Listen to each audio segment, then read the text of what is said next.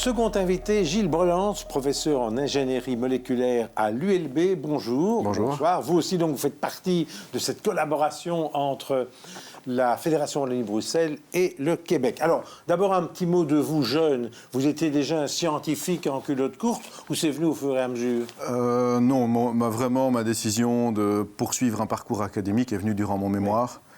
C'est le premier vrai travail de recherche qu'on effectue à l'université et ça m'a énormément plu. Mais je savais que j'aimais les sciences, j'aimais comprendre les choses, mais savoir que j'allais faire un parcours, non. Et ce sont les biomolécules dans lesquelles vous êtes tombé rapidement, qui sont un peu ce que les mots sont à la poésie, si j'ose dire.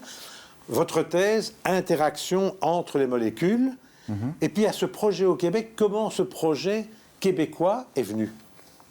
Alors le projet québécois, il est venu vraiment par le hasard d'une rencontre au cours d'une conférence. Et c'est même pas moi ou le monsieur Meunier, qui est notre collaborateur à Montréal.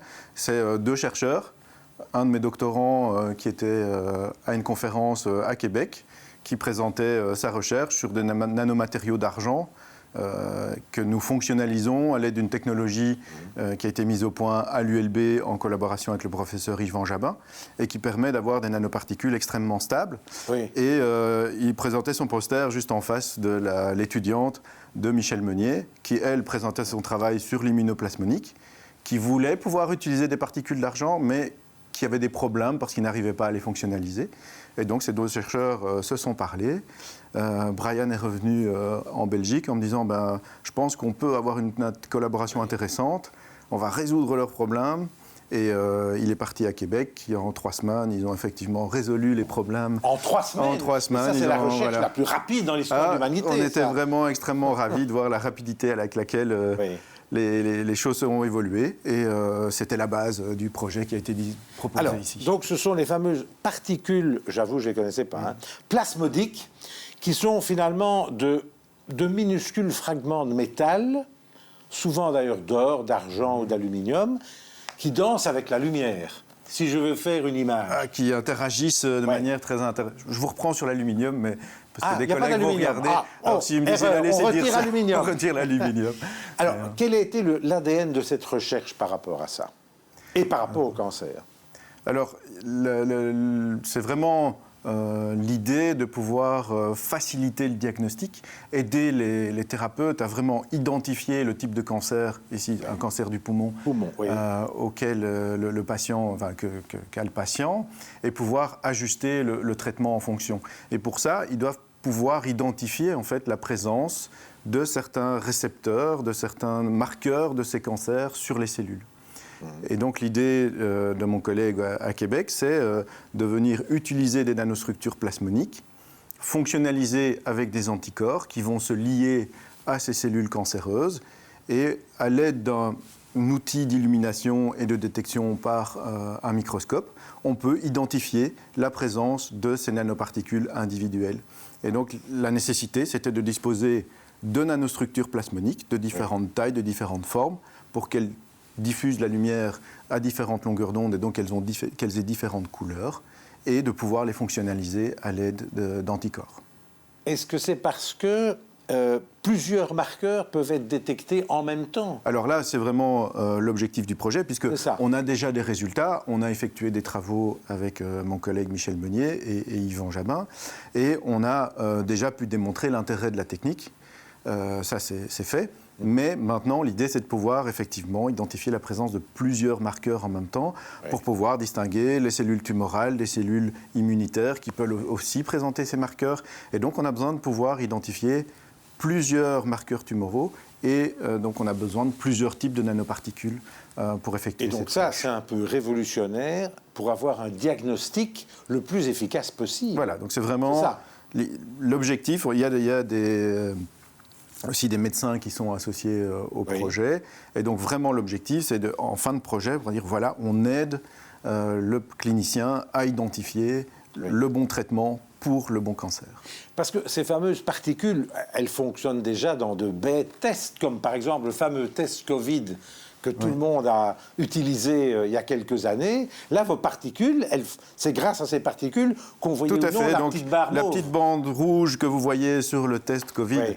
et qui malheureusement vous indique que vous êtes positif, effectivement, ce sont des nanoparticules d'or qui vont absorber la lumière verte et donc qu'elles paraissent rouges. Oui. Et donc et comme elles sont très très efficaces pour éteindre la lumière, on en a besoin d'une toute petite quantité pour pouvoir obtenir une belle ligne rouge. Parce sur que bon, vous savez, le cours de l'or a monté ces derniers temps. Alors, les particules d'or, ça doit vous coûter... C'est la question qu'on me pose souvent. Oui, particules d'or. Mais c'est là l'avantage des nanomatériaux, c'est qu'ils sont tellement petits que la quantité d'or qu'on utilise est ridicule. Oui. Et donc nous, on achète 5 grammes de sel d'or tous les 3-4 ans pour faire l'ensemble des recherches du laboratoire. Donc il faut des quantités infimes. Et donc à ce niveau-là, c'est bon marché. Ce que vous avez dit, c'est les anticorps qui coûtent cher. Dans votre recherche, travailler sur l'argent, est-ce que c'est pas mieux que l'or? Mais le problème, d'après ce que j'ai lu, c'est que c'est très difficile à stabiliser. Donc là aussi, c'est une de vos recherches? Donc ça, c'est vraiment... l'axe de recherche que travaillait Brian, le doctorant qui est parti au Canada, c'est effectivement d'utiliser des nanoparticules d'argent au lieu de l'or, parce que l'argent est 10 fois plus efficace que l'or pour éteindre la lumière. Et donc si on utilise des particules d'argent, on va pouvoir en utiliser 10 fois moins. Et donc on va économiser évidemment sur la quantité de matériaux, mais surtout avec la même quantité de biomolécules. Souvent le facteur limitant, c'est la quantité d'anticorps dont on dispose. Avec la même quantité d'anticorps, on va pouvoir faire 10 fois plus de tests et donc rendre ces tests beaucoup plus bons. Oui, mais vous parlez d'anticorps. L'anticorps sur le marché, ça coûte cher. C'est ça qui coûte extrêmement cher dans ces tests. Oui. C'est ces anticorps qui doivent être produits et de manière extrêmement reproductible et qui coûte extrêmement cher. Votre défi dans cette recherche actuelle, dans les années qui viennent, première question, c'est quoi? Et deux, quand est-ce que votre diagnostic pourra être pratiqué sur les patients? Donc l'idée, c'est que ici, mon collègue à Québec développe déjà cette technologie pour le cancer du sein, mais là, avec un seul type de nanomatériaux. Et on espère, parce qu'évidemment, il faut valider la technologie, il faut faire ça sur des biopsies qui ont été qui sont connues, donc sur des banques de biopsies, pouvoir identifier correctement le type de cancer. Donc oui, ça prendra plusieurs années avant de pouvoir valider un test sur le cancer du poumon, et puis on l'espère sur d'autres types de pathologies, bien évidemment. Donc ça, c'est... Dans le monde entier, beaucoup de chercheurs travaillent à ça. Où vous êtes les Québécois et les Bruxellois et les francophones seuls en piste? Alors, il y a énormément de gens, évidemment, qui travaillent sur ce genre d'application. Parce que j'imagine l'intérêt aussi financier après. Voilà, la technologie qu'on utilise pour fonctionnaliser les nanoparticules, là, on est quasiment les seuls au monde. C'est une technologie qui a été brevetée au sein de l'ULB. Et là, évidemment, on a un avantage par rapport aux autres personnes qui utilisent des nanomatériaux, de par le fait qu'on arrive à les rendre extrêmement robustes et qu'on peut contrôler leur fonctionnalisation, ce qui est extrêmement intéressant pour les applications, évidemment. Oui, parce que durant les émissions, on a vu que certains chercheurs créaient des start-up. Ce sera votre cas? Alors, il y a déjà une start-up qui avait été créée sur base de la technologie développée par Yvan. Et puis, finalement, elle a été rachetée par une autre société. Donc, la technologie continue à vivre et à être proposée. Mais au niveau du Québec également, et ça, c'était une des nécessités un petit peu au niveau des projets financés, il y a aussi une start-up qui, elle, vise à développer la technologie d'immunoplasmonique dans le milieu biomédical. Parce que pour vous, c'est une manière aussi d'avoir de l'argent pour la recherche. Par les temps qui courent, c'est positif. Le fait d'avoir un retour sur l'investissement par rapport à la création d'une spin-off, ça prend évidemment très très longtemps.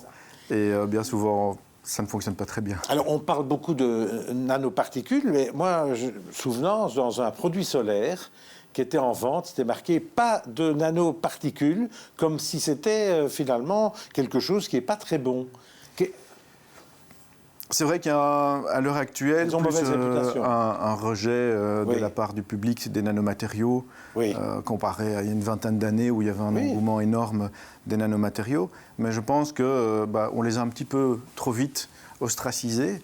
Et l'idée, c'est de maintenant démontrer qu'il y a des applications extrêmement intéressantes, notamment les tests de grossesse, les tests anti-Covid, c'est basé sur ces nanomatériaux.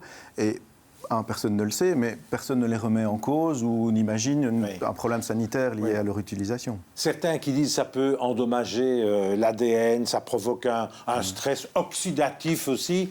C'est quoi? C'est des choses fausses ou bien c'est des modes? C'est la réalité. Oui. Il faut juste savoir pour quel type d'application on va utiliser ces matériaux. Est-ce qu'il est nécessaire d'en mettre dans des chaussettes pour les rendre anti-odeur? Oui. Voilà. Est-ce que c'est vraiment indispensable comme application, sachant que les mêmes particules, ici on parle de nanoparticules d'argent, les mêmes nanoparticules peuvent être utilisées dans le milieu médical pour empêcher la propagation de bactéries. Alors on est en train de gâcher finalement cet outil que nous avons pour lutter contre les bactéries en l'utilisant dans des applications ludiques comme des chaussettes anti-odeur. C'est une réflexion qu'on doit avoir au niveau de la société à ce niveau-là. Dernière question, quelle serait votre utopie de chercheur et de prof, puisque vous êtes les deux? Comment vous voyez dans 20 ans? Votre rêve le plus fou? Mon rêve le plus fou, tout ce que j'espère, c'est que je prendrai toujours autant de plaisir à faire de la recherche. Peut-être même que j'utiliserai tout à fait autre chose que des nanomatériaux parce que j'aurai découvert un tout nouveau domaine qui m'aura intéressé et dans lequel je me serai plongé avec plaisir. Voilà, ça c'est votre rêve le plus fou. C'est de continuer à apprendre tous les jours et de m'émerveiller à chaque fois qu'on a des nouvelles découvertes. Merci en tout cas d'avoir été notre invité. Vous pouvez, comme d'habitude, retrouver toutes ces entrevues sur les sites de la DH, de la Libre et de Vers l'avenir. Et nous, on se retrouve mercredi prochain avec Peter Starkel, professeur et chef de clinique à l'UC Louvain, l'alcool et le foie, vous verrez un sujet très intéressant, et Frédéric Dobrusques, maître de recherche FNRS en sciences géographiques. On parlera beaucoup de mobilité. Allez, bonne semaine, à mercredi prochain.